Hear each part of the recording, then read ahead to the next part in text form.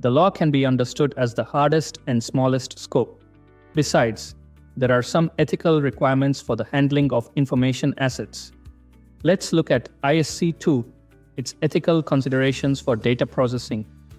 First of all, it brings up an interesting point saying that ethical evaluation is difficult, finding the correct ethical information assets in the workplace. Let's look at ISC², its ethical considerations for data processing. First of all, it brings up an interesting point saying that ethical evaluation is difficult, finding the correct ethical information assets in the workplace. Let's look at ISC². Its ethical behavior is often difficult because the law is a red line. It's either black or white. You can see it clearly because its boundaries are clear, but ethics are difficult because behind ethics are what we call interests and positions. Because we represent different organizations, their interests or positions will change. So ethical considerations are difficult, but ISC² also gives us an ethical priority order. There are 4 ethical considerations. Let's look at ISC², its ethical considerations for data processing. First of all, it brings up an interesting point, saying that ethical evaluation is difficult, finding the correct ethical information assets in the workplace. The requirement of ethical norms is global responsibility first.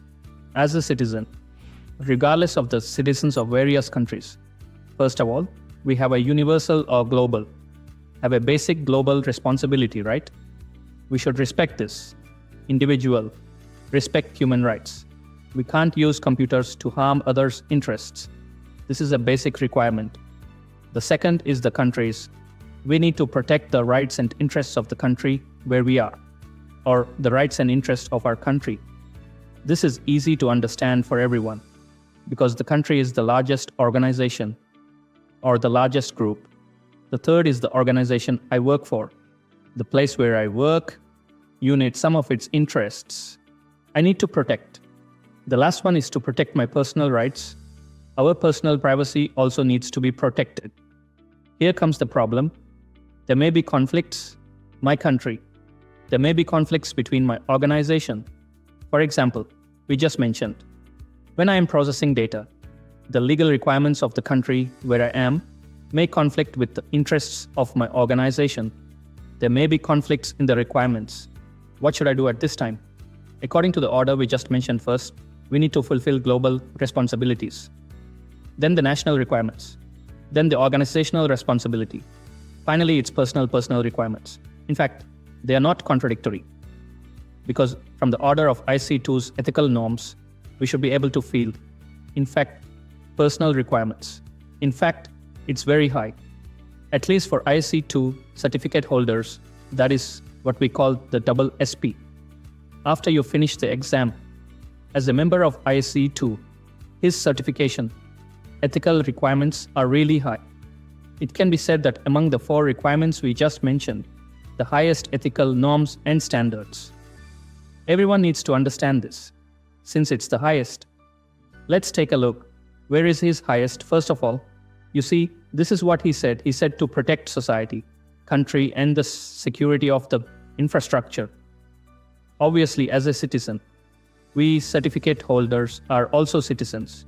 We also have to protect the global countries, including some key infrastructure, some safety issues related to shutdown. The second one, as an ISC² certificate holder, we should be honest, political, fair, responsible. Everyone can understand this because many foreign exams will mention this honesty, politics. That is, we have to be responsible for our words. The third one, this is very important. From the perspective of the company or organization, we should provide diligent and competent services to employers. We mentioned this just now.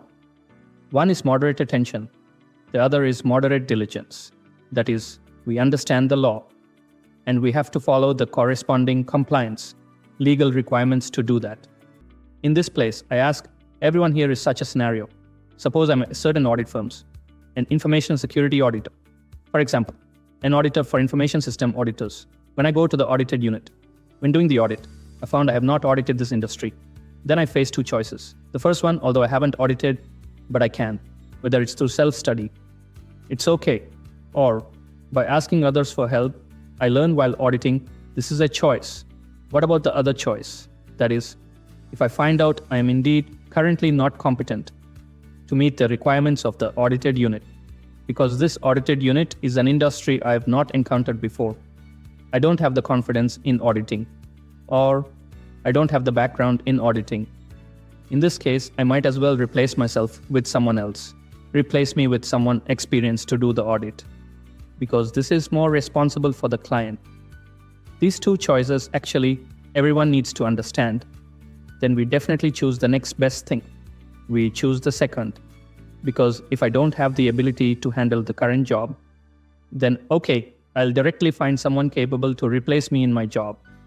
Then some students might say, this may conflict with my personal interests or rights. Then okay, as ISC², our sense of ethics is very strong, or our ethical responsibility is very high, must be competent in service. This is very important.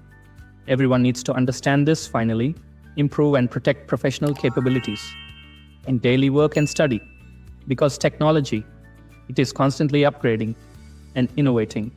So as security personnel, we are the same. We must constantly keep up with the pace of IT development. We need to improve our professional level and ability. So these 4 ethical norms, everyone needs to understand. As for competence, including improving professional capabilities, these are essential for us as security personnel. 2 ethical requirements.